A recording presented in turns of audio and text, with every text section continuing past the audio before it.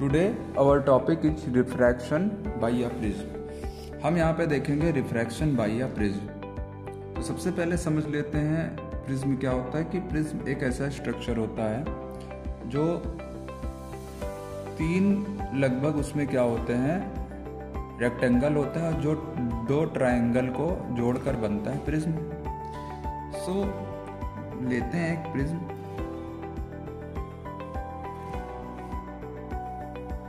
ये हो गया आपका प्रिज्म ए बी सी। इसमें जो ये एंगल ए है इसको बोला जाता है प्रिज्म एंगल, ठीक। और यहाँ पे एक लाइट आएगी, पहली लाइट जो एंगल जो इस पे इंसिडेंट होगा और यहाँ से इसका क्या बनने वाला है, नॉर्मल बनने वाला है। ये हो जाएगा नॉर्मल N1, ठीक। और ये हो जाएगा एंगल ऑफ इंसिडेंस I। अब देखिए मान लेते हैं कि यहाँ पे रिफ्रैक्टिव इंडेक्स μ1 है जो कि एक क्या है रेयर मीडियम है, और प्रिज्म का रिफ्रैक्टिव इंडेक्स μ2 है जो कि एक क्या है डेंसर मीडियम है। और फिर से ये प्रिज्म एयर में आएगा, इस वजह से रिफ्रैक्टिव इंडेक्स यहाँ पे भी μ1 लेंगे। अब हो क्या रहा है इसमें, हम देख रहे हैं रिफ्रैक्शन बाय अ प्रिज्म, मतलब अगर कोई लाइट जो प्रिज्म से टकराती है वो प्रिज्म को क्रॉस किस तरह से करती है और किस तरह का रिलेशनशिप हमें मिलता है इसमें। तो देखिए एक लाइट है जो आ रही है, इंसिडेंट हुई कहाँ पे, इस पॉइंट पे। इस पॉइंट का नाम हम M रख देते हैं। पॉइंट M पे इंसिडेंट हुई तो जो परपेंडिकुलर लाइन होती है हमेशा सरफेस के, ये देखिए ये सरफेस, इसका परपेंडिकुलर लाइन N1 हुआ। इस पे गिरने के बाद जो एंगल ऑफ इंसिडेंस बनेगा वो नॉर्मल और किसके बीच का एंगल होता है, इंसिडेंट रे के बीच का एंगल होता है। यहाँ से आप जानते हो कि ये जो लाइट, अगर प्रिज्म ना होता तो ये जो लाइट थी ये सीधे जाती, क्योंकि प्रिज्म है इसलिए रिफ्रैक्शन होगा। और रिफ्रैक्शन कहता है कि जब भी कोई लाइट रेयर से डेंसर मीडियम में जाएगी तो नॉर्मल की तरफ मुड़ेगी। ये है इसका नॉर्मल, तो ये नॉर्मल की तरफ मुड़ गया और इसका जो एंगल बना यहाँ से, ये बना एंगल ऑफ रिफ्रैक्शन R1 मान लेते हैं। और फिर ये जो लाइट जा रही है सीधे, ये गई दूसरे मीडियम, मतलब दूसरे सरफेस पे प्रिज्म के, जहाँ पे एक परपेंडिकुलर ऑलरेडी और हम ले लेते हैं जो कि क्या होगा N2 हो जाएगा। अब देखिए ये है डेंसर मीडियम, यहाँ पे एंगल ऑफ इंसिडेंस हमें I मानना चाहिए लेकिन हम इसे क्या मान लेते हैं, R2 मान लेते हैं। और यहाँ से जो लाइट जाएगी वो फिर से एंट्री ले लेगी, मतलब रेयर मीडियम में, और रेयर से डेंसर जाते समय लाइट को जाना चाहिए था बिल्कुल सीधा, लेकिन यह मुड़ जाएगा, नॉर्मल से दूर चला जाएगा। और यहाँ पे एंगल ऑफ रिफ्रैक्शन हम मान लेते हैं E, जो कि इमर्जेंट एंगल होगा। और अगर इस लाइन को हम पीछे बढ़ाते हैं तो हमें क्या मिलेगा, ये दोनों रेखाएं, मतलब ये जो सीधी जानी थी, अगर यहाँ से ये लाइट, देखिए ये लाइट तो फाइनली आ जाएगी, लेकिन यहाँ से कोई देख रहा होगा तो उसे लगेगा लाइट इधर सीधे आ रही है। तो एक्चुअली में ये लाइट जानी चाहिए थी सीधा, लेकिन ये हो चुकी है बेंड। तो कितना बेंड हुई, तो इस लाइट को आगे बढ़ा देंगे, इस लाइन को आगे बढ़ा देंगे, तो ये एंगल जो मिलेगा, जिसे हम क्या कहेंगे, इसको हम बोलेंगे, इसको बोलेंगे डेल्टा एंगल। और ये डेल्टा हमें बताता है कि जो लाइट जा रही है प्रिज्म में वो आखिर कितना मुड़ी, कितने एंगल बेंड हो रही है। तो उसको चेक करने के लिए हमें इस लाइट को पीछे बढ़ा दिए, और ये जो देखिए आपको दिख रहा होगा कि ये लाइट आ रही है ऐसे और ये लाइट निकल रही है ऐसे, मतलब आने वाली लाइट बेंड हो गई है। तो इसका मतलब ये कुछ तो बेंड हुई है, तो उस एंगल को हम जान जाएंगे, पता चल जाएगा, तो हमें ये मालूम चल जाएगा कि लाइट एक्चुअली में बेंड कितना हो रही है। तो ये जो डेल्टा है ये एंगल ऑफ डेविएशन कहलाता है। इसको क्या बोलते हैं, एंगल ऑफ डेविएशन। डेविएशन का मतलब विचलन होता है, मुड़ना होता है कि लाइट कितना ज़्यादा मुड़ गई अपने रास्ते पे, ये एंगल इससे हम देख लेंगे। अब देखिए, so in the figure we see the ray diagram. So from triangle M इस पॉइंट को मान लेते हैं R और इस पॉइंट को मान लेते हैं P। MRP से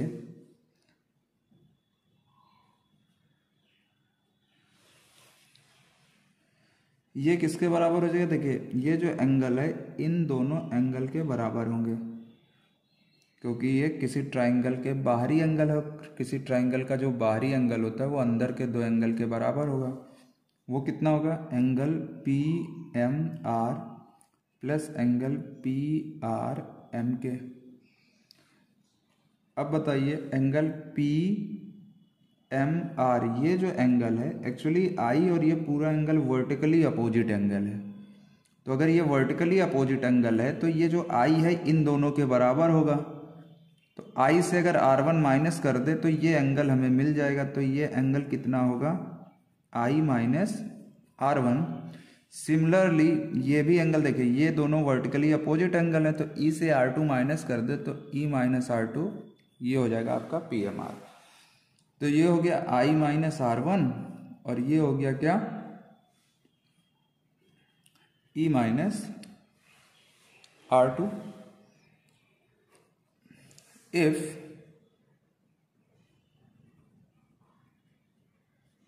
prism is symmetric, अगर आपका प्रिज्म क्या है? सिमेट्रिक है, तो आपको R1 और R2 बराबर मिलेंगे और इसको हम R मान लेते हैं, और I E के बराबर मिलेगा जिसको हम I ही मान लेते हैं। देखिए अगर प्रिज्म सिमेट्रिक हुआ तो जिस एंगल पे ये इंसिडेंट होता है और जिस एंगल पे ये बाहर निकलेगा वो दोनों एंगल बराबर होते हैं, और एंगल ऑफ रिफ्रैक्शन R1 और इधर R2 ये दोनों बराबर होंगे। शर्त ये है कि प्रिज्म सिमेट्रिक होना चाहिए।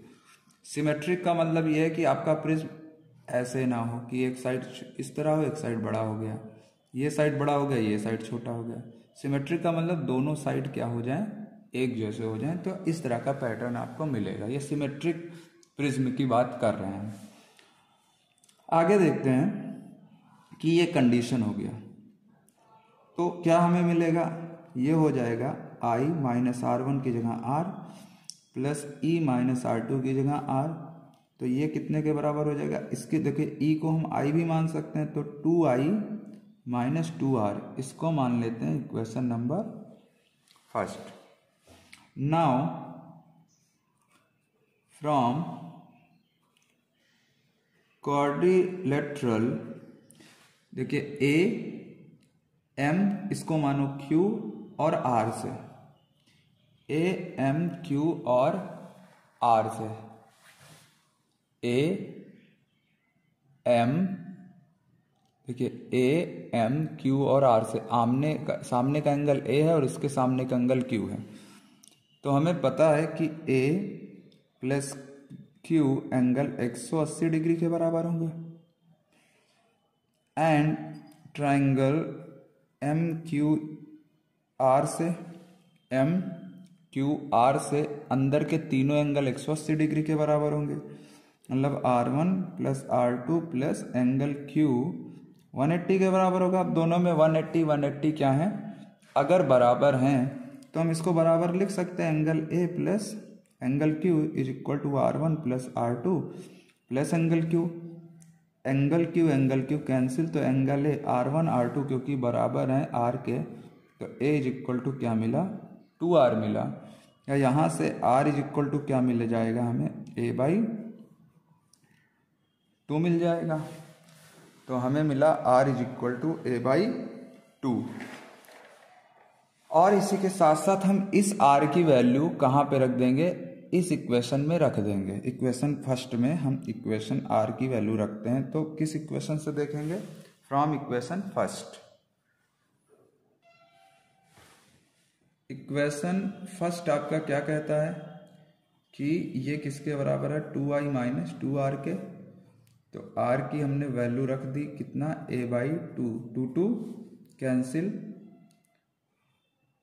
तो डेल्टा माइनस, देखिए माइनस से इधर आएगा तो ये प्लस हो जाएगा। तो delta plus A is equal to 2I, या I is equal to delta plus A by क्या हो जाएगा? 2 हो जाएगा। तो अब I हमें मिल गया और R भी हमें मालूम है क्या? A/2 से।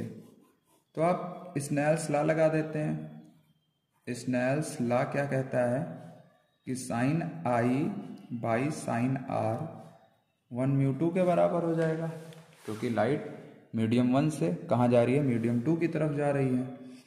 तो साइन आई की वैल्यू कितनी हो जाएगी, delta plus A by two upon sine A by two is equal to 1μ2, या 1μ2 इज इक्वल टू कितना हो जाएगा, sine delta plus A by two upon sine A by to.